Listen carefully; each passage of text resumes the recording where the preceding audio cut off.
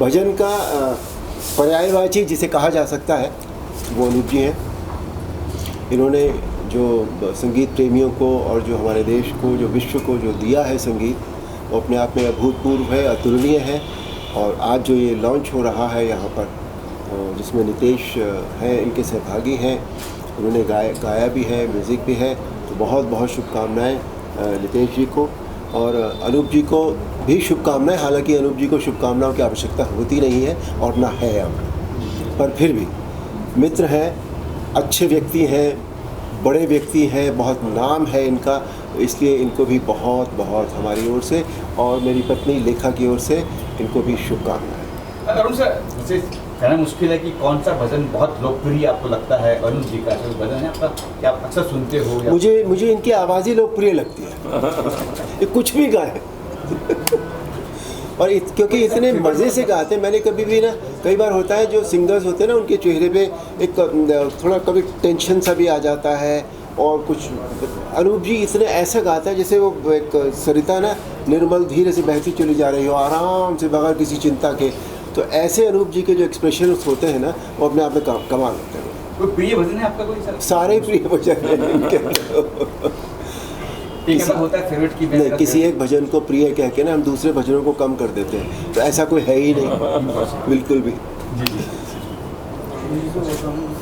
अनूप जी, आपके शिष्य का जो है ये एल्बम लॉन्च हो रहा है, क्या कहना चाहेंगे? नितेश बहुत ही कर्मठ स्टूडेंट हैं, मेहनत से सीखते हैं।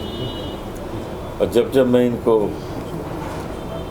बैठा के सिखाता हूँ तो जैसे मुझे कोई काम है, बाद में मैं चला जाता हूँ, लेकिन ये बैठे गाते रहते हैं, रियाज़ करते रहते हैं।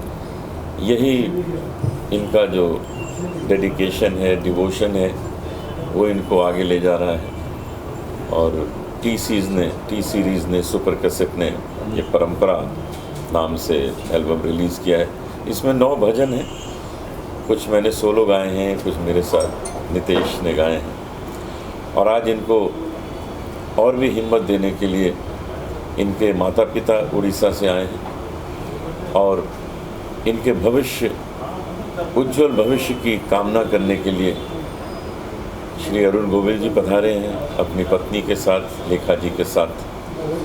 तो ये बहुत बड़ा आशीर्वाद है, क्योंकि भजन हों और भजन में उस व्यक्ति का आशीर्वाद हो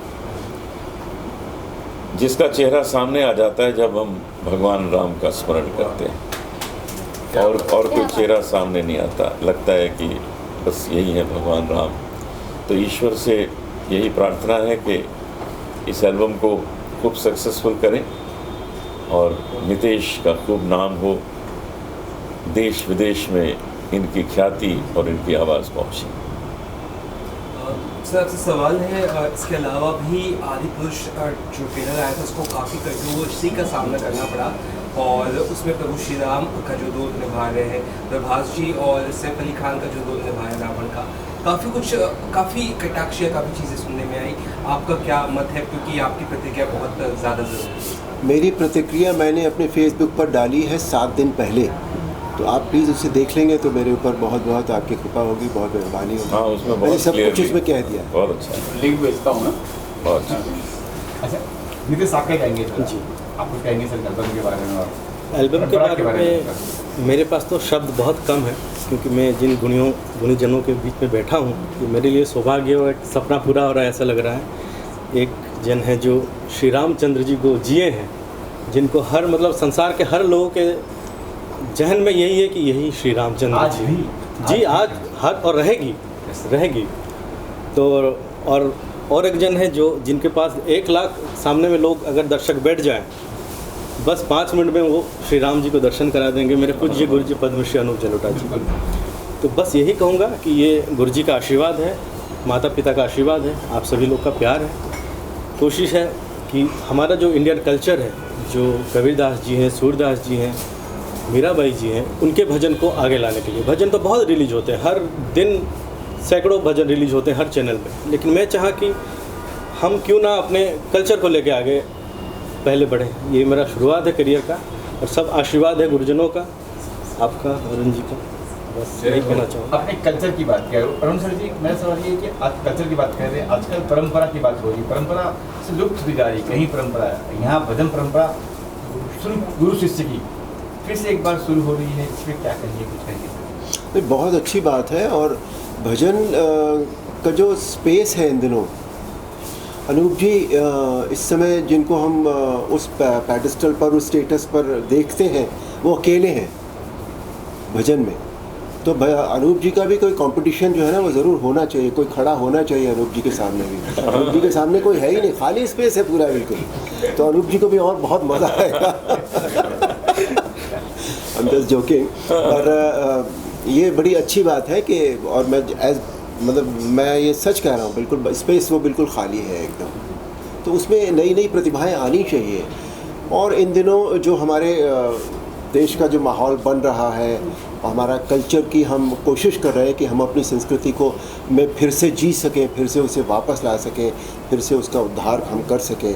तो उसके लिए जो भजन है और जो आस्था है, जो श्रद्धा है, उस केवल भजनों में ही होती है बस।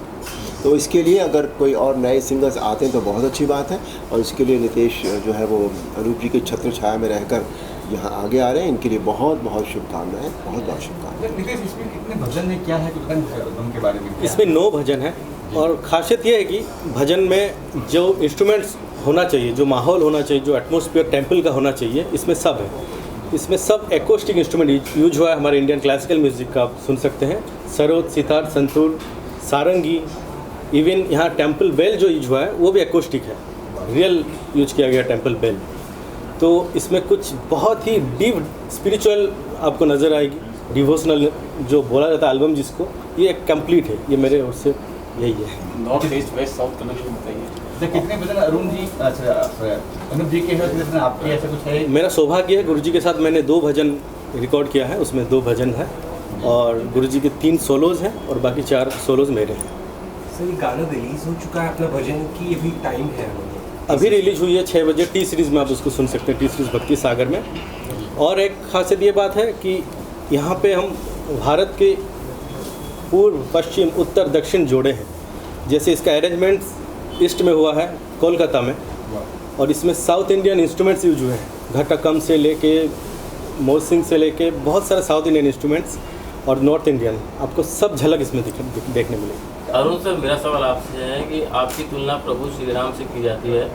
अभी हाल ही में आपका वीडियो वायरल हुआ था एयरपोर्ट का, तो क्या कुछ कहना चाहेंगे, कैसा लगता है जब इस तरह से लोग आपके श्री राम से तुलना करते हैं?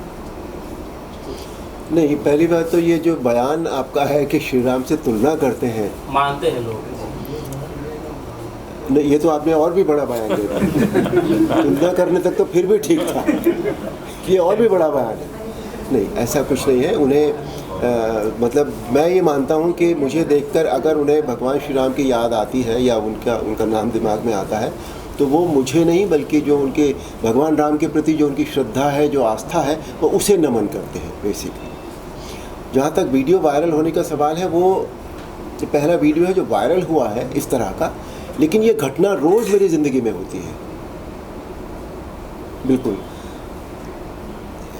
मैं पहले मुझे बड़ा अजीब लगता था जब लोग पाँव छूते थे या पाँव में बैठ जाते थे, मतलब मुझसे बहुत बड़ी बड़ी उम्र के लोग, जब ये रामायण हमारी चल रही थी उस वक्त भी, तो मुझे लगता था कि नहीं, ये हमारी संस्कृति के ख़िलाफ़ है कि हमसे बड़े लोग जो उम्र में हैं वो हमारे पाँव छुएं।